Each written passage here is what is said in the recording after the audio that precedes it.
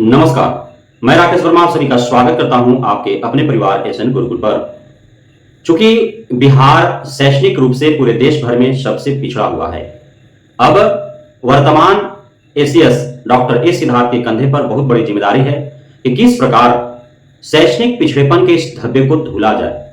किस प्रकार बिहार के शिक्षा में सुधार किया जाए, किस प्रकार बिहार के सरकारी विद्यालयों का हालात बदला जाए, कैसे शिक्षक शिक्षिकाओं को नैतिकता और मानवता का पाठ पढ़ाया जाए, कैसे उन्हें यह समझाया जाए कि आप शिक्षक हैं और बिना आपके भूमिका का शिक्षा में न तो सुधार हो सकता है और न ही सरकारी विद्यालयों के हालात बदल सकते हैं। लाख आला अधिकारी या कोई भी शिक्षा जगत से जुड़ा हुआ अधिकारी कर्मचारी प्रयास कर ले, लेकिन जब तक शिक्षक शिक्षिकाओं में नैतिकता नहीं आएगी, जब तक शिक्षक शिक्षिकाएं अंदर से ईमानदारी पूर्वक अपने कर्तव्यों का निर्वाह नहीं करेंगे, तब तक शिक्षा में सुधार ला पाना मुश्किल नहीं बल्कि नामुमकिन है। तब तक सरकारी विद्यालयों का हालात सुधार पाना मुश्किल नहीं बल्कि नामुमकिन है। लेकिन एक सत्य यह भी है कि सरकारी विद्यालयों में जो मूलभूत सुविधाएं होनी चाहिए वो अब तक उन्हें मुहैया नहीं हो पाया है। अब इसी बीच जो खबर निकल के आ रही है कि बिहार से 8 पदाधिकारियों को तमिलनाडु भेजा गया है शिक्षा विभाग के द्वारा विशेष ट्रेनिंग हेतु। पूरे भारत में तमिलनाडु का शिक्षा व्यवस्था और सरकारी विद्यालयों का प्रबंधन सबसे अव्वल है। अब वहां ये 8 पदाधिकारी तमिलनाडु गए हैं वहां के विद्यालय प्रबंधन को देखने, क्या कि विद्यालय का प्रबंधन कैसे किया जाता है, इतने बेहतरीन ढंग से कैसे प्रबंधन हो रहा है। वहां देखने गए हैं कि कक्षाओं का संचालन कैसे होता है, कक्षाओं का आयोजन कैसे होता है, किस रूटीन से छात्र छात्राओं को पढ़ाया जाता है। वहां के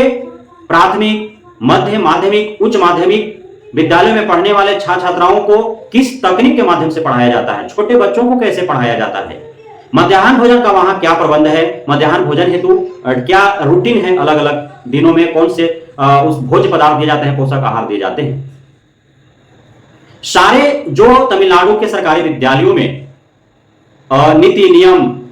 पालन किए जाते हैं, जो भी कार्य पद्धति है, उन सभी का अवलोकन करने हेतु बिहार से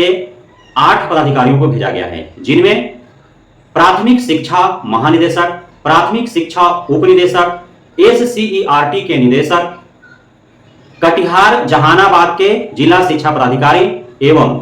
भागलपुर, पश्चिमी चंपारण और नालंदा के जिला कार्यक्रम पदाधिकारी, ये 8 आला अधिकारियों के साथ अधीनस्थ पदाधिकारियों को भेजा गया है। अब वो जब लौट के आएंगे वहां से सारे चीजों का अवलोकन करके, सभी विधियों को सीख करके, वहां के कार्यशैली कार्य पद्धति को जान करके, तो उसका कहीं ना कहीं बिहार के सरकारी विद्यालयों पर एक नए प्रकार से वैज्ञानिक पद्धति से शिक्षा विभाग के द्वारा सरकारी विद्यालयों को प्रयोगशाला समझ और प्रयोग किया ही जाएगा। अब सिर्फ 8 जनों को तमिलनाडु भेज देने, वहां के सरकारी विद्यालयों का प्रबंधन, कार्यपद्धति, कार्यशैली को सीख लेने मात्र से पूरे बिहार के सरकारी विद्यालयों का कायाकल्प नहीं हो जाएगा। पूरे सरकारी विद्यालय में पढ़ाने वाले जितने भी शिक्षक शिक्षिकाएं हैं, खास तौर पे सरकारी विद्यालयों के जो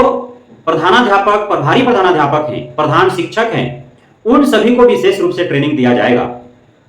जो वे 8 जन सीख करके आएंगे वहां से, वे सिखाएंगे पूरे बिहार भर के सभी शिक्षक शिक्षिकाओं, प्रधानाध्यापक, प्रभारी प्रधानाध्यापकों को कि विद्यालय का प्रबंधन तमिलनाडु में कैसे होता है, वहां पे कक्षाओं का संचालन कैसे होता है, आयोजन कैसे होता है, मध्याह्न भोजन का क्या प्रबंधन है, किस रूप से वहां के छोटे बच्चों को पढ़ाया जाता है, कैसे वहां मध्य विद्यालय, माध्यमिक, उच्च माध्यमिक में पढ़ने वाले बच्चों को पढ़ाया जाता है, वहां के कक्षाएं, वहां क्या व्यवस्था है बैठने के लिए, कार्यालयों में कौन कौन से व्यवस्थाएं हैं, रूटीन किस प्रकार से पालन किए जाते हैं, वहां का पुस्तकालय कैसा है, वहां का प्रयोगशाला कैसा है, वहां का ऑडिटोरियम कैसा है, किस प्रकार से विद्यालय के भवन है, कैसा कैंपस है,